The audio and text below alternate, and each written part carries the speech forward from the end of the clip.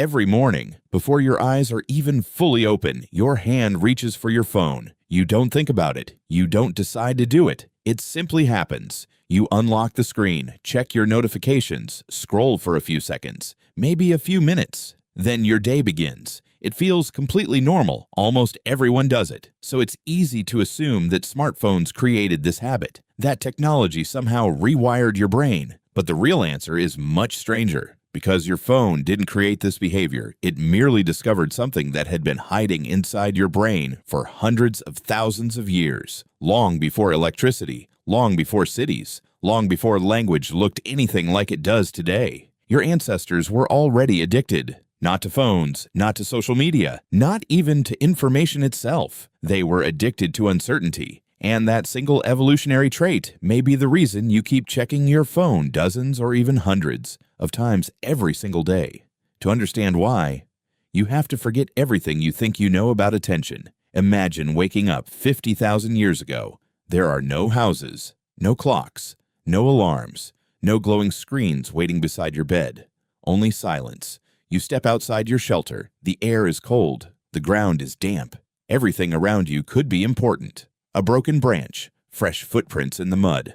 A distant sound, the smell of smoke carried by the wind. None of these things guarantees danger, but every one of them could. And in that world, missing just one important clue could mean never seeing another sunrise. That's why evolution favored a very particular type of brain. Not the strongest, not the fastest, but the one that constantly searched for new information. The humans who noticed tiny changes survived more often. The ones who ignored them didn't. Generation after generation, natural selection slowly built a brain obsessed with one question: what changed? Because change often meant opportunity or danger, sometimes both. A bush moving unexpectedly might hide a predator, or dinner. A distant scream could mean another tribe had discovered food, or that they had become food. Either way, ignoring it was never a good strategy. So curiosity wasn't just a personality trait, it was survival. Every unusual sound, every unfamiliar face, every unexplored path triggered the same ancient system. Look, check, investigate. Because maybe, just maybe, this piece of information will keep you alive. And here's the incredible part. Your brain still runs that exact same software today. Not something similar, the same software. Evolution moves unbelievably slowly. Human technology moves unbelievably fast. Agriculture appeared only around 12,000 years ago. Writing is roughly 5,000 years old. The Industrial Revolution happened only a few lifetimes ago. Smartphones. They've existed for less than 20 years. From evolution's perspective, that's basically yesterday. Your brain simply hasn't had enough time to adapt, which means the nervous system that evolved for hunting mammoths is now trying to survive TikTok. The system that once searched forests for movement now searches notification bars. The instinct never disappeared. Only the environment changed, and that creates a problem no human species has ever faced before. Your ancestors lived in a world where information was incredibly rare. You live in a world where information never ends. Every second, someone posts a photo, uploads a video, sends a message, publishes breaking news, creates another notification. Your brain treats every one of those possibilities exactly the same way it treated a strange sound outside a cave. What if this matters? Most of the time, it doesn't. But evolution never rewarded certainty. It rewarded checking, because checking was cheap. Ignoring something important could be fatal. So your brain learned something extremely simple. If something might matter, look. Even if 99 times out of 100, nothing happens. That one time could change everything, and that's exactly how your phone keeps winning. So why does your brain keep checking? Even when you know there's probably nothing important waiting for you. The answer begins with a chemical you've probably heard about: dopamine. If you've spent any time online, you've probably heard people call dopamine the pleasure chemical. But that's not actually true. And understanding the difference changes everything. Back in the 1990s, neuroscientist Wolfram Schultz conducted a series of experiments that completely changed how scientists understood dopamine. He expected dopamine to increase when an animal received a reward. And at first, it did. But then something strange happened. After the animal learned the pattern, the dopamine spike disappeared. Instead, it appeared before the reward arrived, not when it happened, when it was expected. Even stranger, if the reward appeared unexpectedly, the dopamine signal became even stronger, but if the expected reward never arrived, dopamine actually dropped below normal. This completely transformed our understanding of motivation. Your brain isn't designed to reward you for getting something. It's designed to motivate you to chase something. Dopamine isn't about pleasure. It's about anticipation, expectation, possibility. And nothing creates possibility better than uncertainty. Think about opening your messages. Most of them are boring. Advertisements, group chats, spam, things you don't really care about. But every once in a while, someone sends you something exciting, a job offer, a compliment, a funny video, an invitation, a message from someone you've been waiting to hear from. Your brain remembers those moments, not consciously, automatically. So every future notification carries a tiny question. Maybe this is the important one. Maybe this is different. Maybe something exciting is waiting. And because your brain hates missing opportunities, you check again and again and again. This is exactly what psychologist B.F. Skinner accidentally discovered decades before smartphones existed. Skinner built small boxes for rats and pigeons. Inside each box, there was a lever. Sometimes pressing it produced food. Sometimes nothing happened. At first, the animals pressed the lever occasionally, but then Skinner changed one simple rule. Instead of giving food every time, he gave rewards randomly, sometimes after one press, sometimes after 10, sometimes after 50, and something incredible happened. The animals became obsessed. They pressed the lever far more often than when rewards were guaranteed. Why? Because uncertainty is addictive. When you never know which attempt will succeed, stopping becomes incredibly difficult. Now think about your favorite social media app. Every swipe is another lever. Every refresh is another lever. Every notification is another lever. Sometimes you see something boring, sometimes something hilarious, sometimes something shocking, sometimes absolutely nothing. Your brain never knows which swipe will deliver the next reward, so it keeps pulling the lever. Without realizing it, you're participating in one of the oldest psychological experiments ever discovered. Only now, the laboratory fits inside your pocket. But here's something even more fascinating. Your brain doesn't actually care whether the reward is important. It only cares whether it's possible. That's why people refresh the same email inbox 5 times in 5 minutes, even though no new emails could realistically arrive. That's why someone can unlock their phone, lock it again, and unlock it 30 seconds later. Not because they forgot something, because their prediction system quietly whispered, "What if?" That tiny question, "What if?" has shaped human behavior for hundreds of thousands of years. What if there's danger nearby? What if another tribe arrived? What if food is over the next hill? What if your child needs help? Today, the questions have changed. What if someone texted me? What if my post went viral? What if someone replied? What if there's breaking news? The mechanism stayed exactly the same. Only the objects changed. And here's where modern technology becomes almost unfair. Because your ancestors experienced uncertainty only occasionally, your phone manufactures uncertainty thousands of times every single day. Every notification badge, every recommended video, every trending topic, every you might also like, every endless scroll. They're all feeding the exact same ancient prediction system. Not because the engineers invented a new weakness, because they discovered an old one. They learned how to speak the language your brain has understood for hundreds of thousands of years. And once you understand that, you start seeing your phone very differently. It's no longer just a piece of technology. It's an environment carefully designed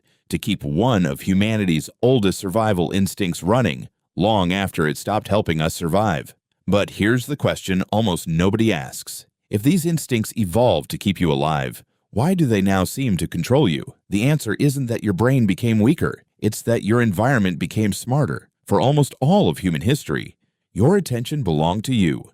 Nature competed for it. A sudden noise, a moving shadow, a hungry predator, a crying child. These were all natural interruptions. But today, something completely different is happening. Your attention has become one of the most valuable resources on Earth. Think about it. The biggest companies in the world aren't simply competing to make better products. They're competing for something much more valuable. A few more seconds of your attention. Every extra second you spend looking at a screen increases the chances that you'll watch another advertisement, click another link, buy another product, or share another post. Your attention has become a business. Some economists even call this the attention economy. And once you understand that idea, you begin seeing the internet completely differently. Every app on your phone has thousands of employees, not because they enjoy changing button colors, not because they randomly redesign icons every few months. They're trying to answer one question: how do we make someone stay just a little longer? That question has produced some of the smartest engineering in human history. Entire teams study human behavior. Psychologists work alongside designers. Data scientists analyze billions of interactions every single day. Artificial intelligence predicts what you might enjoy before you even know it yourself. The result isn't random, it's calculated.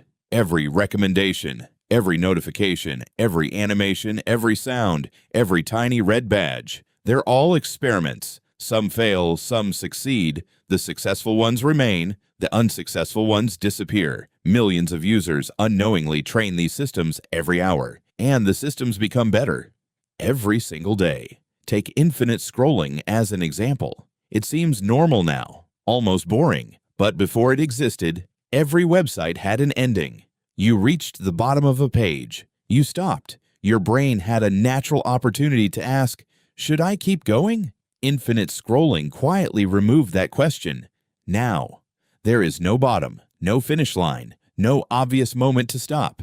You don't decide to continue. You simply never stop. The designer who helped create infinite scrolling later admitted he never imagined how powerful it would become. One small design choice changed the behavior of billions of people. And that's only one feature. Autoplay is another. Imagine finishing a video. For one brief moment, you regain control. You could close the app, stand up, go outside, call a friend, read a book, think. But autoplay steals that moment. Before your conscious brain even reacts, another video has already started. Your decision was replaced by momentum.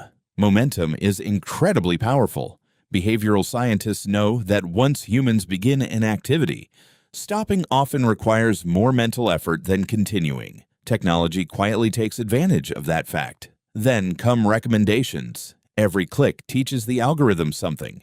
Not who you are, but what captures your attention. Maybe you watched one documentary about ancient Egypt. Suddenly your feed fills with pyramids, then archaeology, then lost civilizations, then mysterious discoveries. It feels like coincidence. It isn't. The system constantly asks, if this kept your attention yesterday, what might keep it tomorrow? Little by little, it builds a digital version of your curiosity. Sometimes, it understands your habits better than you do. That's the part many people find uncomfortable because we like believing every decision is entirely our own. But human behavior has always been shaped by the environment. Walk into a bakery, you suddenly want bread. Walk into a library, you feel quieter. Walk into a casino, and every sound, every light, every carpet, every clock that's mysteriously missing was placed there for a reason. Your phone works the same way, except you carry the casino in your pocket. And unlike a casino, it follows you everywhere, into your bedroom, your workplace, your vacations, even the dinner table. For the first time in human history, the thing competing for your attention never sleeps. It waits beside your pillow. It vibrates during conversations. It interrupts family dinners. It follows you into the bathroom, not because technology is evil, but because attention became profitable. And whenever something becomes profitable, humans become incredibly good at capturing it. The strange part is that your ancestors would probably have fallen into exactly the same trap, because evolution didn't prepare anyone for a world where thousands of engineers spend every day learning how to keep ancient survival instincts permanently switched on. So, if your brain isn't broken and your phone isn't evil, what can you actually do? The first step isn't deleting every app, it isn't throwing your phone into a drawer, and it definitely isn't relying on willpower, because willpower loses. Environment wins. Always. Think about your ancestors one last time. Imagine one of them walking through a forest, if there were berries within reach. Not because they lacked discipline, because food was available. If danger appeared, they ran, not because they chose fear, because the environment demanded it. Human behavior has always been shaped more by surroundings than intentions, and today, your surroundings fit inside your pocket. Every notification is an invitation, every vibration is a question, every icon is a tiny promise. Maybe something important is waiting, but here's something fascinating. The exact same brain that falls into these traps can also escape them, not because it becomes stronger, because it becomes aware. Awareness is humanity's greatest evolutionary advantage. No other species can step back, observe its own behavior, and decide to change it. That's your superpower, not intelligence, not technology, self awareness. Researchers have repeatedly found that simply increasing awareness of automatic habits dramatically changes behavior. The moment you notice yourself reaching for your phone, something incredible happens. Your automatic brain pauses, and your conscious brain finally gets a chance to speak. Instead of asking, "Did I get a notification?" you begin asking, "Why am I picking this up?" Those two questions sound almost identical, but they come from completely different minds. One is automatic, the other is intentional, and intention changes everything. Imagine opening your phone only because you chose to, not because it called you. Imagine watching one video instead of 20. Imagine reading a message, then putting the phone back down. It sounds simple, but for millions of people, it feels almost impossible. Not because they're lazy, because they're fighting an ancient survival system using modern willpower. That's like bringing a flashlight to stop a hurricane. Instead, change the weather. Leave your phone in another room while you work. Turn off notifications that don't truly matter. Charge your phone somewhere other than beside your bed. Create moments where your brain experiences silence again. At first, silence feels uncomfortable. You'll feel the urge to check again and again. That feeling isn't failure, it's withdrawal from constant stimulation. Stay with it. Something surprising begins to happen. Your thoughts become clearer. Time starts feeling slower. Books become easier to finish. Conversations become deeper. You notice details you used to ignore.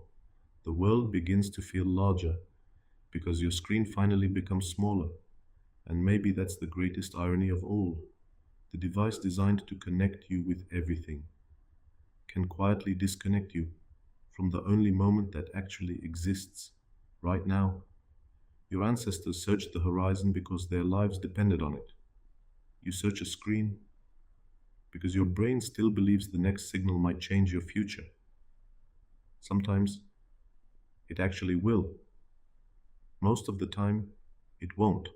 The difference is that today, you have something your ancestors never had: the ability to understand the system itself. Once you understand the game, you stop blaming yourself for playing it. You start changing the rules. So tomorrow morning, before your eyes are fully open, before your hand reaches toward your phone, pause just for 1 second. Ask yourself one question: am I choosing this? Or is an ancient survival instinct choosing it for me? Because your phone was never the real story. The real story has always been the extraordinary brain inside your head, a brain that evolved to survive an unpredictable wilderness, yet now spends its mornings searching a glowing rectangle for the next signal. The instinct never changed, only the world around it did. And maybe understanding that is the first notification your brain has truly been waiting for.